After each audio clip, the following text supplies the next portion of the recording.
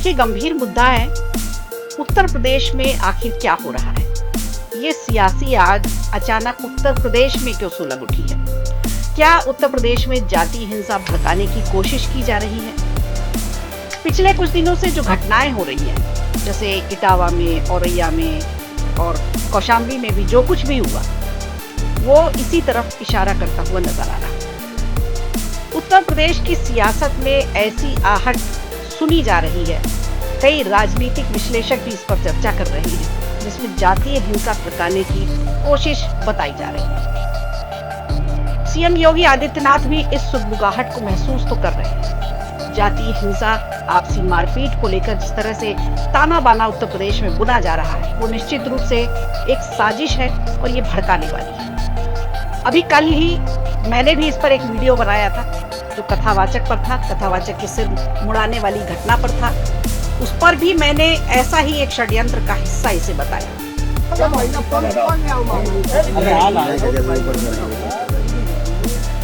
याद रहे वो चाहिए ब्राह्मणन के गांव में नकली पंडित बन के गांव राजनीतिक षड्यंत्र का हिस्सा करार दिया। बाद में ये साबित भी हुआ, क्योंकि अखिलेश यादव ने उसे बुलाकर सम्मान दिया, बल्कि वो फर्जी भी निकला। एक साथ दो आधार कार्ड रखकर खुद ही मामला उलझ गया। एक में वो अग्निहोत्री लिख रहे थे, एक में यादव लिख रहे थे। तो सीएम ने भी इस पर संज्ञान लिया और उन्होंने ये भी कहा अधिकारियों से और जो भी सूबे के अधिकारी थे उनसे कि दो आधार कार्ड कैसे बन गए, इन दोनों आधार कार्डों की जांच क्यों नहीं की गई, और उस पर एक जांच बैठाई गई। सीएम योगी ने जो बैठक की आला अधिकारियों के साथ, पुलिस कमिश्नरों के साथ, कप्तानों के साथ, उसमें भी इसी बात को लेकर चिंता जताई और आशंका जताई कि ये एक सोची समझी साजिश के तहत जातीय हिंसा उत्तर प्रदेश में भड़काने की कोशिश हो रही है। इसका मतलब ये कि जब महकमे में ऐसी सूचना है तो सीएम योगी ने जरूर इस पर चर्चा इसीलिए की है, बातचीत इसी पर कर रहे हैं। हिंदू को हिंदू से लड़ाओ, जाति को जाति से भिड़ाओ। यानी सीएम स्वीकार कर रहे हैं इस बात को कि समाज में तनाव बढ़ाया जा रहा है, फैलाया जा रहा है। अब देखें, आज से करीब 1.5 साल बाद 2027 में उत्तर प्रदेश में विधानसभा के चुनाव है। हालांकि उसके पहले पंचायत के भी चुनाव है, ज्यादा दिन दूर नहीं है उसके लिए, लेकिन उस चुनाव की सियासी गर्मी अभी से महसूस की जाने लगी है। हाल ही में कुछ ऐसी घटनाएं हुई हैं जो साफ संकेत देती हैं।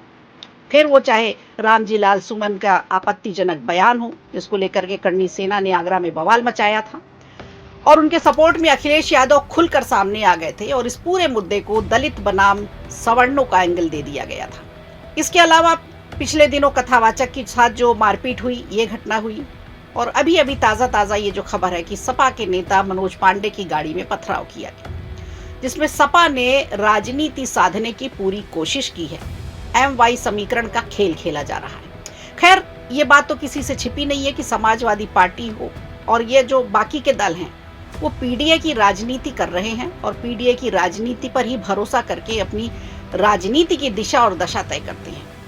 लेकिन गौर करने वाली बात यह है कि बीजेपी इस राजनीति का किस तरह से तोड़ निकालेगी, निकाल भी रही है या उस पर किस तरह से संज्ञान ले रही है, क्योंकि सीएम योगी आदित्यनाथ इसे कैसे हैंडल करने वाले हैं, इस पर चर्चा शुरू हो चुकी है, इस पर नीतियां बनना शुरू हो चुकी हैं। दरअसल बीजेपी इस समय तमाम कार्यक्रमों और अभियानों से अलग अलग अध्यक्ष की नियुक्ति से भी जातीय समीकरण साधने की कोशिश कर रही है।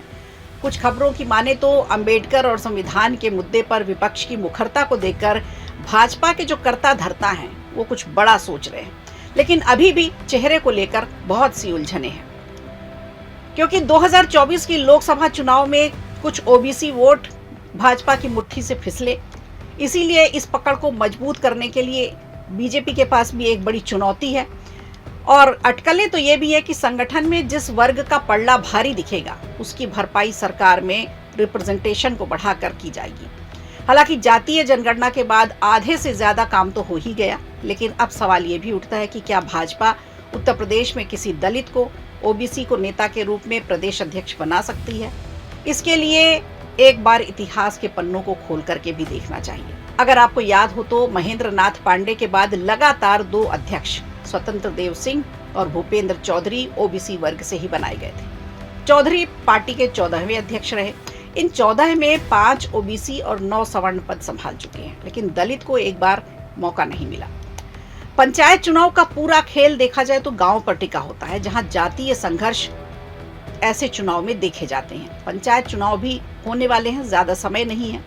तो अगर खबरों की माने तो पता चलता है कि दलित वर्ग पर राजनीति का जोर है और दलितों का मोह भंग बसपा से भी हो चुका है। इसी वजह से सभी दल इन पर ध्यान दे रही हैं, इन्हें अपनी तरफ खींचने के लिए, इन्हें अपनी तरफ आकर्षित करने के लिए तमाम तरह की साजिश भी की जा रही है और लोक लुभावन वादे भी किए जा रहे हैं। तो कुल मिलाकर औरैया, कौशाम्बी और इटावा की जो घटना हुई है उसने सीएम के कान जरूर खड़े कर दिए हैं। उत्तर प्रदेश के सामाजिक जीवन में, आम जनता के जीवन में जातीय संघर्ष की आग लगाकर आखिर कौन राजनीतिक रोटियां सेकना चाहता है। अगर ऐसी साजिश रची जा रही है तो ये मानकर चलिए ये बेहद खतरनाक साजिश है। जो भी दोषी हैं उनके खिलाफ सख्त से सख्त कार्रवाई होनी चाहिए ताकि दूसरी बार ऐसी घटनाएं उत्तर प्रदेश में ना होने पाए। वीडियो अच्छा लगा हो तो लाइक कीजिए, शेयर कीजिए और कमेंट बॉक्स में हमें जरूर बताइए।